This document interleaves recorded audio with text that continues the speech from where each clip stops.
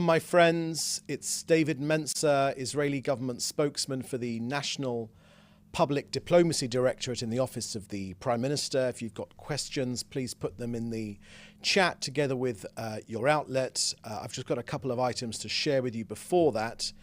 Firstly, on sad news of our fallen soldiers, IDF casualties since the start of this war have unfortunately risen to 731. Sergeant Major in the reserves, Ronnie Ganizut, was aged 36 years old and from Givat Shmuel. He fell in battle against Hezbollah in southern Lebanon yesterday. We remember the heroes who have fallen in battle in Gaza and in Lebanon and in other sectors as well. Thanks to them, we have turned the enemy back and destroyed most of their capabilities and freed many of our hostages. But we are determined to complete this work. We send a prayer for the well-being of our wounded heroes, as well as being grateful from the depths of our hearts for the heroism and of our fighting men and women in the IDF and the security services. May his memory be a blessing.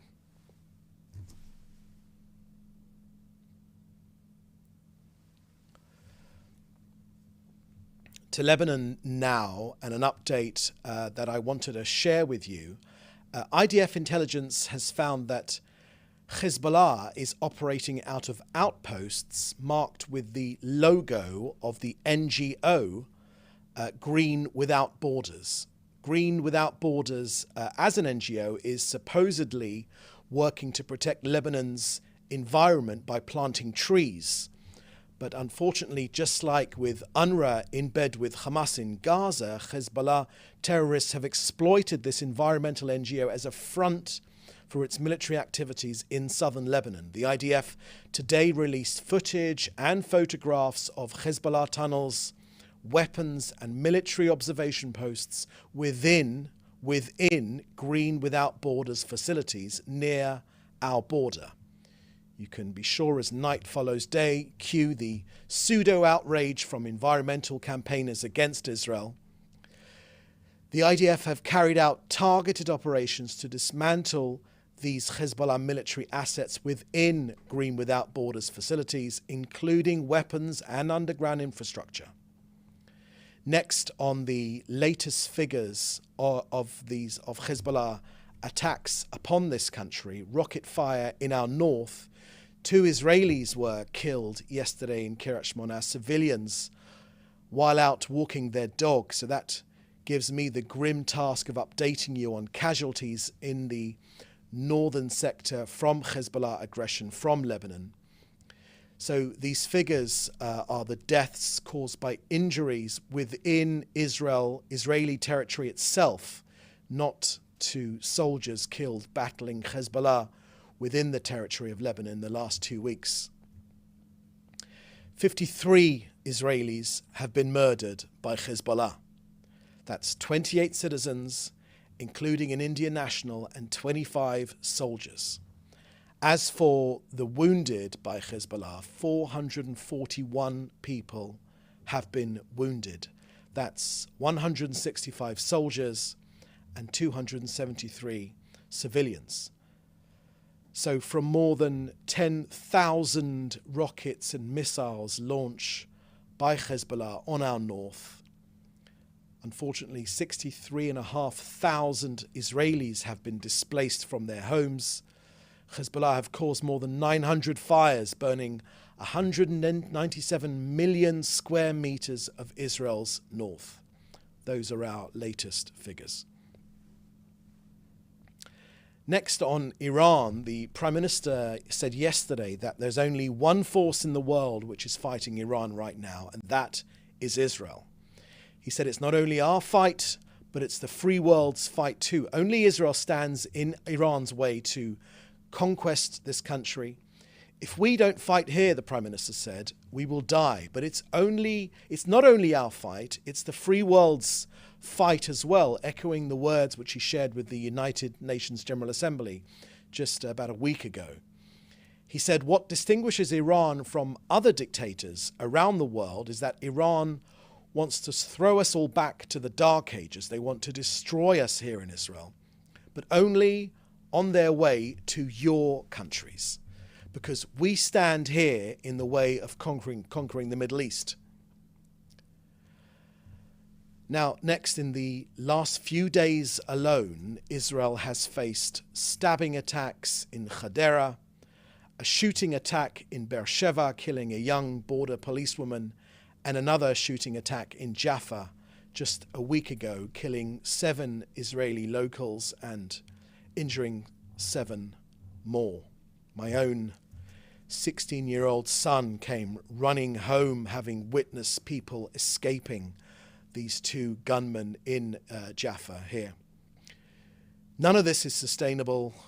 We know that this is derives from terrorist incitement, which seeks to kill Israelis. And make no mistake, our security forces are on high alert. This terror is the result of incessant incitement from Hamas and Iran. They want more murderous violence, more civilians killed, and another front from which to attack us, but they will not succeed. And lastly, an update from COGAT and their work coordinating aid into Gaza. As you know, we have been giving almost daily updates from this podium, but I wanted to update you particularly on clean drinking water available to Gazans. There are 3 pipelines from Israel and 2 from Egypt, and local desalination plants as well as pumping facilities inside Gaza. In northern Gaza, where 300,000 Gazans reside, they have access to an average of around 175 litres of water per person each and every day. In central Gaza, where 1.8 million Gazans reside, there's an average of 39 litres per person per day available. And in southern Gaza, with 50,000 residents, each person can receive 30 litres of water per day.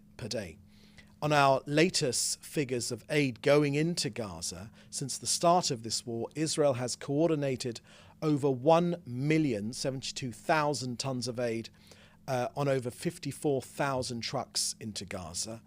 80% has been food, but also medical supplies. Children have been vaccinated against polio, but also shelter equipment.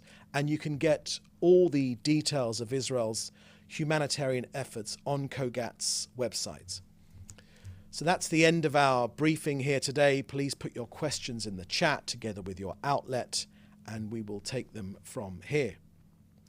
First question, let me just see the next question is, first question here is from Silvia Brasca from LA7 Italian Network.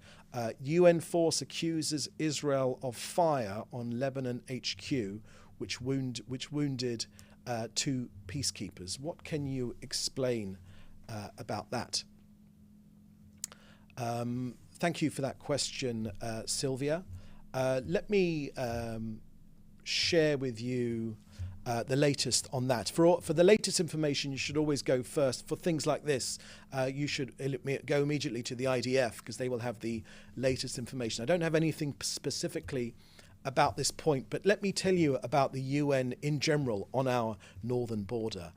After the last war against Hezbollah in Lebanon, there was a United Nations Resolution 1701. Key to that resolution was the UN deploying a force on our northern border inside southern Lebanon. It's called UNIFIL, and its purpose was to ensure that Hezbollah did not exist between the gap between the Litani River and our southern border. On our northern border, they've never fulfilled that task. UNIFIL have been an abject failure, as evidenced by the more than 10,000 rockets which this country has received from Hezbollah. And it's important to note that there is no border dispute between Israel and Lebanon. The blue line, the United Nations blue line, the border between our 2 countries is precisely where the UN asked us to put that border. Israel withdrew from Lebanon 25 years ago, as our Prime Minister has made clear.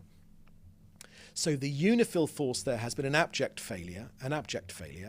And if you want more details of this incident, which you mention here, Sylvia, then I recommend you go straight to the IDF. Next, from Linda Gradstein from the Voice of America. Is there any thoughts of allowing Palestinians to return to work in Israel? And are you concerned about the Palestinian economy collapsing? Thank you for that question, Linda. I haven't got any update for you on that particular question. I can say to you that to this day, to this very moment, 1 year and 2 days on after the October 7th massacre, the Palestinian Authority has not found a single moment to condemn the murderous, terrorist, outrageous attacks of October 7th. They simply have not condemned them. Now, as our ambassador to the United Nations made clear just yesterday on the floor of the United Nations, what are Israelis to think of that? The Palestinian Authority, which Danny Danon said are supposed to be the more progressive, more liberal, the people which we can do business with. What are Israelis to make of that? That the Palestinian Authority has not found one moment in the last 1 year and 2 days to condemn the murderous, barbaric attacks of October 7th. Not one moment. Need I remind you of the terrorism which we faced from this genocidal enemy of Hamas? The murders filmed on GoPro cameras, an Israeli woman, a pregnant woman, having her belly cut open on camera and having the baby pulled out of her stomach and the baby stabbed in front of that mother. Okay, this is the sort of barbarism which we are fighting here. Now, not once has the PA found a moment to condemn these murders, not once. So I think that's very, very important in terms of understanding what Israel's mission is here, to destroy the terrorist outrages which happened from Hamas in Gaza, to destroy Hamas as a terrorist organization, both their governing capabilities and their military, to ensure that Gaza can never be a threat to us again, to get our 101 hostages home. That's our priority. They should be set free right now. Let them go right now. The war would be over if two very simple things happened. Hamas laid down their arms and they released our hostages. The war would be over right now, and it would solve that problem, that issue which you shared with us, Linda. And of course, to return our 63,500 Israelis back to their home in northern Israel, which is why we are pushing back Hezbollah. Next, Melanie Lidman from Reuters. Do you have any information about the Israeli American British journalist arrested in Beirut? Has he been deported anywhere? And was Israel involved in any way? Thank you for that question, Mel. We haven't got anything particularly new to add on that particular story. The reports which I've read were that he was found in Lebanon with an Israeli ID, but is also a British citizen and a US citizen. We haven't got anything to add from our end. We haven't got any update on that whatsoever, except for the fact that it is illegal by Israeli law for an Israeli citizen to visit a country which unfortunately we are at war with right now. That's the only thing I can add to that one. Okay, next question is from Linda Gradstein. Can you tell us any more about Israeli plans to retaliate against Iran? Thank you for that question, Linda. Let me share with you what I can share with you. Firstly, on Iran, obviously I won't be sharing our defensive actions against Iran. As you know, last Tuesday we received 101 ballistic missiles against that country to our people, myself and my family, and I think all the 9 or 10 million Israelis living here, including you, I imagine, Linda, were in shelters, sheltering from this largest ballistic missile, I think one of the largest ballistic missiles ever upon another country.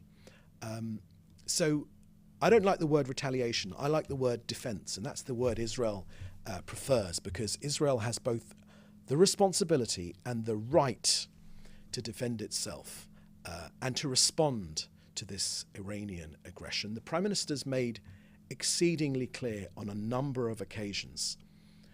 Israel is able to hit every single part of Iran. Not because we have any wish to have any war with the Iranian people. The Iranian people are not our enemies. The Iranian people are victims of the Iranian regime, which subjects them and tries to keep them in the dark ages, with limits on the freedoms of women, with limits on all the sorts of freedoms which we take for granted in civilized, in democratic countries. But it's twice now that Iran has launched hundreds of missiles against this country. I say to you clearly, Linda, that no state in the world would tolerate such an attack against our citizens and our cities. And we know as well that all of this war is because of Iran trying to hold on to power. The Iranian axis of evil, they have declared their intentions to destroy this country, and they're operating towards that end, and they formed a stranglehold against this country. We know who their proxies are. They're Hezbollah in Lebanon, they're Hamas in Gaza, they're the Houthis in Yemen, there are other militias from Iraq as well. So Linda, it's not a state secret to say that we're on high alert here, and we will exact a heavy price for any aggression against this country from any arena. Right now in Lebanon, we are carrying out a focused, limited ground operation, and we are also operating against other terror targets. In Lebanon in particular, adjacent to our border, but we are eliminating the threat which they pose to our towns and to other places in this country, in the north, but also other places as well. Okay, next question here is from Joel Pollack at Breitbart News. The White House readout of the Biden-Netanyahu phone call did not mention any discussion of what to do about potential strike on Iran. Was it discussed, and what can you tell us? Thank you for that question, Joel. Yes, indeed, the Prime Minister and the President spoke yesterday. I will repeat what I said yesterday, that the US and Israel share a healthy and productive relationship between two great nations. Our contacts are very frequent. Our contacts are at every single level of government and society. Our nations are the closest of allies. Our militaries are coordinated. We share the same goals. They're our enemy, Iran, here, but they're also the US enemy as well. And we will certainly keep you posted about any future discussions. Next question from Joel Pollack. There are reports that Israel has taken a more assertive negotiating posture on hostages, and that Israel will be willing to end its campaign against Hezbollah in exchange for the release of all the hostages by Hamas. Is there any credibility to these reports? Thank you for that question, Joel. I shared a pretty comprehensive view from Gal Hirsch, our coordinator, Brigadier General Gal Hirsch, our coordinator on the release of the hostages. He shared his views, and I would also encourage you to look at some of the things which Mr. Hirsch has said, which do include some innovative ways forward to get our hostages home. It is a key war aim. It's an open sore in Israeli society. We receive all of us know their names. We know their faces. They need to be brought home right now. The war would end right now if our hostages were set free, and also Hamas would lay down its weapons. So, final question here from Joel Pollack at Breitbart News. Yom Kippur is a time for reflection and improvement. Is there anything Israel should have done differently leading up to or responding to October 7th, 2023, and what would it be? Thank you for that question. Firstly, on Yom Kippur, it is true that it is Yom Kippur on Friday night. It's the Jewish people's Day of Atonement. It's also the day when our country was attacked for the infamous Yom Kippur War, once again taken by surprise. So let me take this opportunity to wish Jewish people who are marking Yom Kippur over this weekend, from Friday night and Saturday, a Gmar Chatima Tova.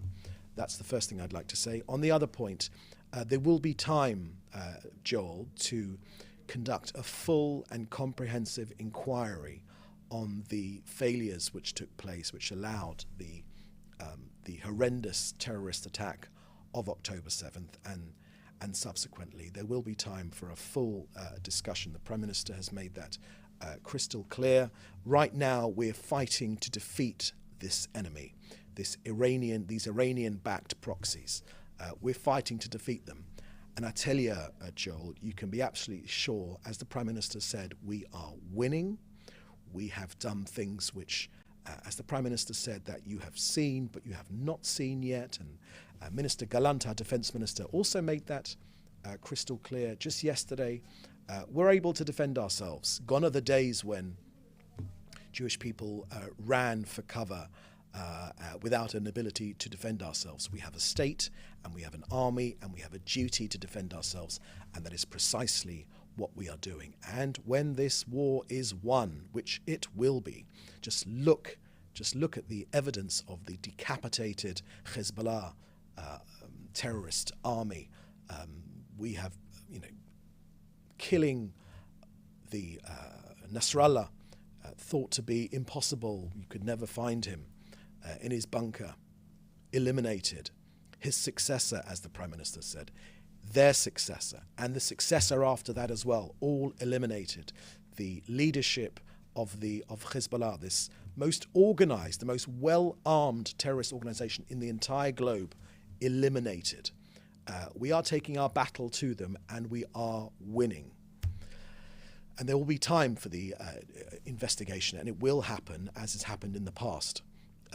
But I've got nothing to add on that particular issue right now. Okay, are there any more questions? I think I've taken all the questions. Have I? Just scroll up to the top. No, just scroll up to the top. Nothing more. Okay, so that's all the questions. So in the meantime, thank you for joining us. Gmar Chatima Tova again for people who are commemorating Yom Kippur on Friday night and Saturday. And please join us for the next briefing, which is likely to be next week. Thank you. Bye-bye. Thanks for watching. Drop a comment below. Don't forget to like, share, and hit subscribe to stay updated with our latest content. Until next time, stay informed and inspired. This is Dejobnik signing off.